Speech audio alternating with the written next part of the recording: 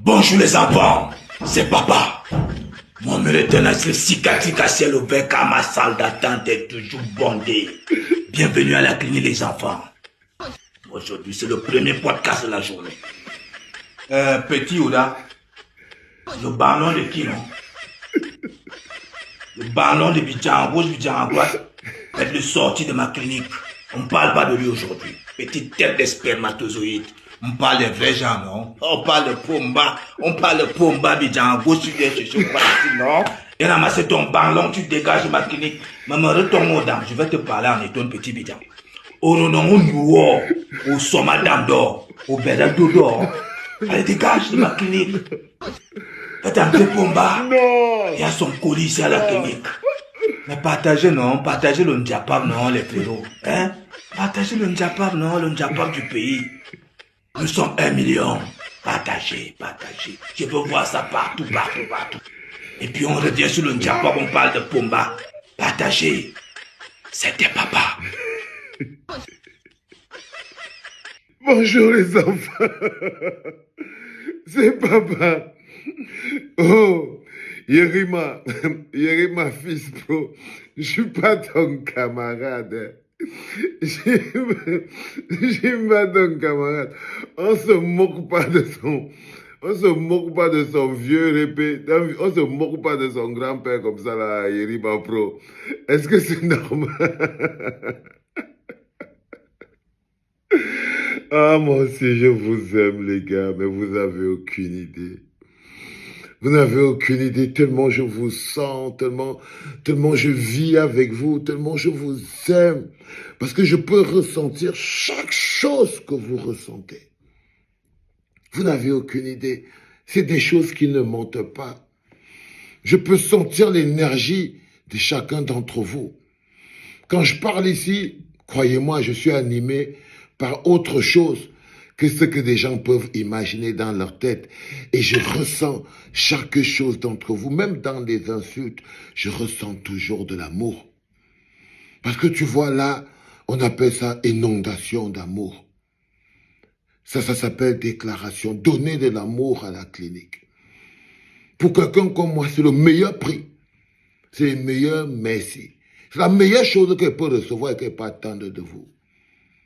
Ressentir que ça vous fait quelque chose, que ça réveille en vous quelque chose, que ça touche, que tous ces discours, toutes ces heures de parlotte, de blabla ont un petit effet sur ce qui est notre objectif fondamental, le changement de notre propre mentalité. Je vous avais dit que tout ce que nous faisons ici est encadré scientifiquement et intellectuellement. Nous faisons un programme qui s'appelle le PCM, le programme de changement de mentalité. Et le programme de changement de mentalité est un processus qui met le citoyen au cœur de son propre développement, le contrôle citoyen de l'action publique. Notre activité principale, on fait le contrôle citoyen de l'action publique. Croyez-moi les enfants, je vous aime aussi, de tout mon cœur. Si ça me rappelle une histoire que je dois vous raconter très rapidement par rapport au fouet à l'école. J'ai lu beaucoup de gens venir me dire, oh, les Blancs ont fait ceci, Mbenga a fait cela, patati, patata.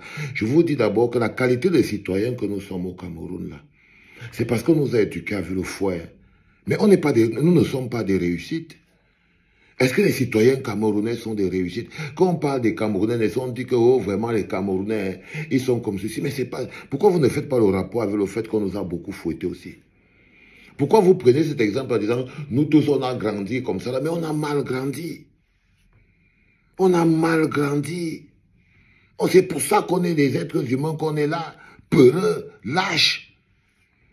Parce que quand vous avez été dompté par le fouet, ça ne donne pas, ça ne construit pas le courage.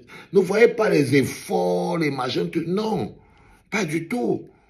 C'est justement pour ça qu'on est le type de Camerounais qu'on est ici. Parce qu'on a été, très tôt, on nous a appris à rester dans les rangs.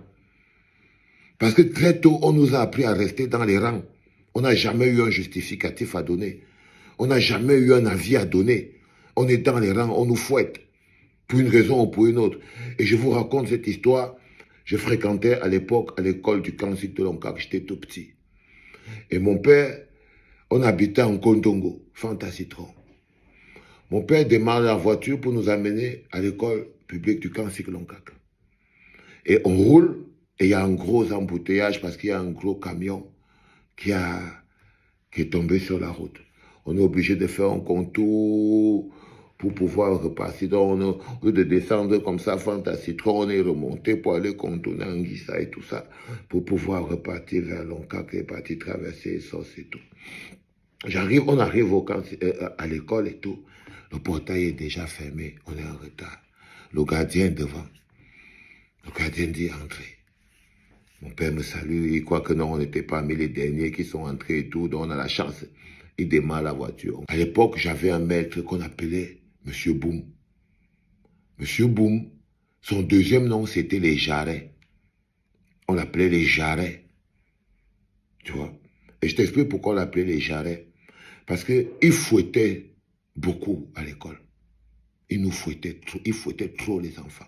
Et quand je suis arrivé au camp Cycloncac et tout, sa réputation était établie. On l'appelait les Jarrets. Alors, pourquoi on l'appelle les Jarrets?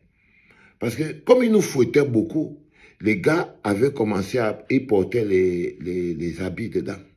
Ils portaient beaucoup d'habits dedans et tout, tu vois. Quelqu'un double les culottes, il double les pantalons. Quand tu marches, tu tapes un gars comme ça, le gars est comme un bensikine. C'est-à-dire que le gars est comme un sous-motoriste, c'est-à-dire qu'il ne comprend pas. Les parents ne comprenaient pas pourquoi un enfant sort de la maison, il met 2 t-shirts, il met un pull au vert, qu'il tape son blouson en haut. Oui, parce que quand le maître a envoyé 2 coups dans le dos, ce n'est pas le deuxième coup là qui va te détruire. Pendant que tu es en train de tirer ton dos comme ça, c'est le troisième là. C'est le troisième là. Celui-là. C'est-à-dire que c'est le troisième coup que le maître t'envoie. C'est celui-là qui te fait perdre le nord.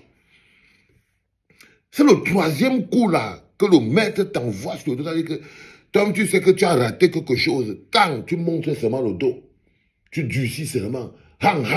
On se dit que peut-être les mathématiques là vont entrer avec le fouet. Je suis désolé, hein, on n'est pas des gens qui avons réussi beaucoup de choses dans la vie. Tout le monde là, c'est les voleurs, les corrompus, les bandits, tout ça là. Donc n'allez pas croire que l'éducation au fouet a fabriqué quelque chose d'extraordinaire. Non, pas du tout. Je vous raconte d'abord comment c'est que quand le maître t'envoie, bon, je peux comprendre qu'on t'a fouetté parce que tu as parlé en classe. Mais quand on t'a fouetté parce que tu as raté l'exercice, ça c'est un autre problème. Quand on t'a fouetté parce que tu as raté un exercice, c'est de ta faute. Parce que je n'ai pas encore accepté qu'on t'a fouetté parce que tu n'as pas fait les devoirs, si tu n'as pas encore une explication. Mais on te fouette parce que tu as raté l'exercice. OK? Donc, monsieur les Jarrets, on appelait les Jarrets, pourquoi? Parce que donc, il fouettait. Et il avait constaté qu'on doublait les habits. Que les gars, on doublait tout le monde était toujours très chargé et tout. Et il avait changé la logique. Maintenant, tu soulèves les pieds. Hein, on soulevait les pieds comme ça là et tout. On part, que tu pars, tu te places, il t'allume sur les mollets. Mais lui, il appelait ça les jarrets. Montre les jarrets. Montre les jarrets, sache que tu es foutu. On tape seulement les jarrets en haut comme ça là. Il t'envoie avec le fouet de la courroie. Il nous fouettait avec la courroie. Oui. Il t'envoie, tout le monde, tous les gars, on avait les traces comme ça là sur les... J'arrive en retard, j'arrive en classe. Tout le monde, je vois le groupe qui est placé dehors. Ils prenaient du plaisir. Il y avait un groupe là, il attendait impatiemment le groupe de retardataires qui va faire pleurer les jarrets. Oui. J'arrive, je trouve les autres camarades qui sont arrivés avant moi, mais malheureusement en retard. On aura le même traitement. On arrive, chacun, tu passes. Montre les jarrets. 5 coups, 2 coups. Paf. Parce qu'on était arrivé en retard. Je suis arrivé comme ça là. Je wanda devant le type qui va me fouetter parce que je suis arrivé en retard. Je dis, waouh. Il dit que tu montres ou bien tu vas rentrer. Je vois que tout le monde on a fouetté et tout. Je dis, ok, je soulève les pieds et tout. Le gars m'envoie, C'est-à-dire que moi, on me touche pas. Mon père m'a dit, on me touche pas.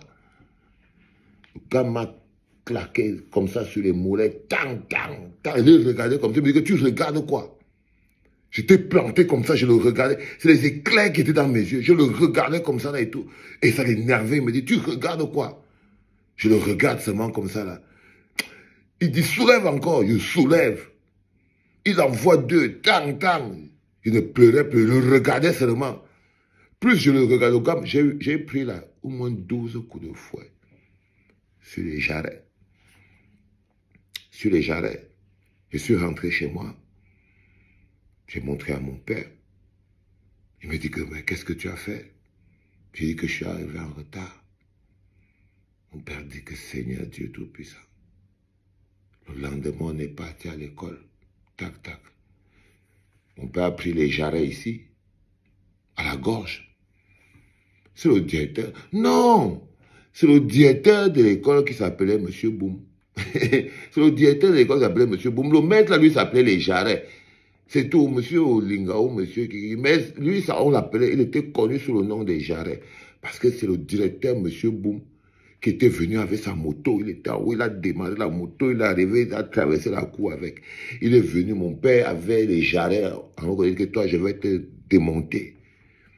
Démonter. Mon père dit que moi, on a eu un accident sur la route. Bon, ce n'est pas sa faute si on est arrivé en retard. Mais comment c'est qu'il se prend la chicotte? On dit que non, vraiment, c'est les règles et tout, patati, patata. Mon père a regardé comme ça, il a dit que, ok, prends tes affaires. J'ai pris mes affaires et la semaine d'après, j'ai fréquenté à l'école publique de Bastos, où on ne m'avait jamais fouetté. Même pas une fois. Parce que là-bas, ils avaient interdiction. Interdiction de fouetter. Donc, n'allez pas croire que l'éducation coloniale est une bonne chose. Pas du tout. Vous avez peut-être des exemples où ça a redressé les gens ou quoi, mais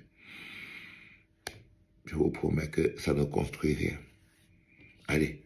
Merci les gars. Love you my people. C'était papa.